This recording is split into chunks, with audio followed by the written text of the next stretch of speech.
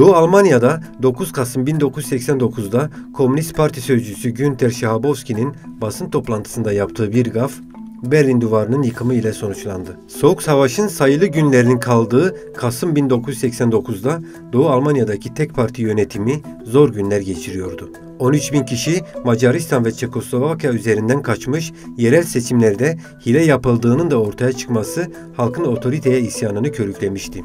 Canlarını bile gözden çıkaran yurttaşların kaçmalarına engel olamayacağını anlayan parti yönetimi reform kararı aldı. Batı Almanya'ya geçişlere izin verilecek ancak bu vize başvuruları sonucunda olacaktı. Haberi halka duyurmak Komünist Parti'nin Politbüro sözcüsü Günter Schabowski'nin göreviydi. 9 Kasım günü saat 19'a gelmekteydi. Gazetecilerin karşısına çıkan Schabowski, cebinden bir kağıt çıkararak Stalinist devletten çıkmak isteyenlere vize verileceğini duyuran kararı okudu. Uluslararası televizyonlar tarafından canlı yayınlanan ve duvarın iki tarafındaki radyolarda aktarılan toplantıda İtalyan bir gazeteci, "Karar ne zamandan itibaren geçerli?" diye sordu. Schabowski duraksadı, elindeki kağıdı inceledi. Zamana dair bir detay göremeyince doğaçlama yapmaya karar verdi.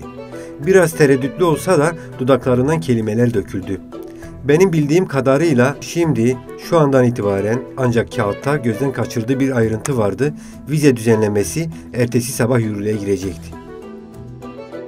Schabowski'nin sözleri duvarın iki yanında şok dalgası gibi yayıldı. Batı Almanyalı gazeteciler Berlin Duvarı'nın yıkıldığını duyuruyordu. Birkaç saat içinde binlerce Doğu Berlinli kontrol noktalarına yığılmıştı. Batıya geçmeyi talep ediyordu. Sınır görevlileri ne yapacaklarını bilemez halde talimat bekliyordu. Kalabalık büyüdükçe büyüdü, insanlar duvara tırmanmaya başladı.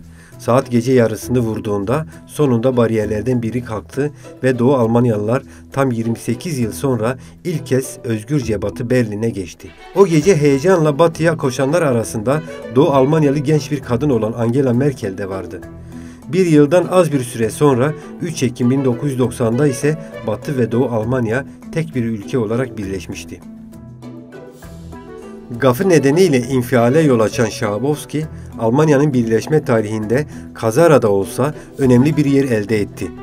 Bu gafı olmasaydı belki de geçişler partinin planladığı şekilde kontrollü yürüyecekti.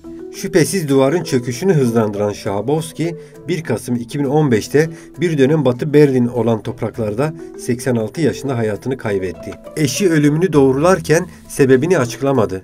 Diyabet hastası Schabowski birkaç kez inme geçirmişti. 9 Kasım günü yaşananların ardından Schabowski, Doğu Almanya'nın son komünist lideri Egon Krenz ile birlikte istifa etti. 1997 yılında Berlin'deki bir mahkeme duvarı geçmeye çalışanları öldürme emrinde parmağı bulunduğu gerekçesiyle Schabowski'yi 3,5 yıl hapse mahkum etti. Ahlaki hatasını kabul ettiği ve Doğu Almanya yönetimini kınadığı için cezası azdı. 1999'da yürürlüğe giren cezasını kabullenen Schabowski sadece bir yıl sonra affedilerek hapisten çıktı.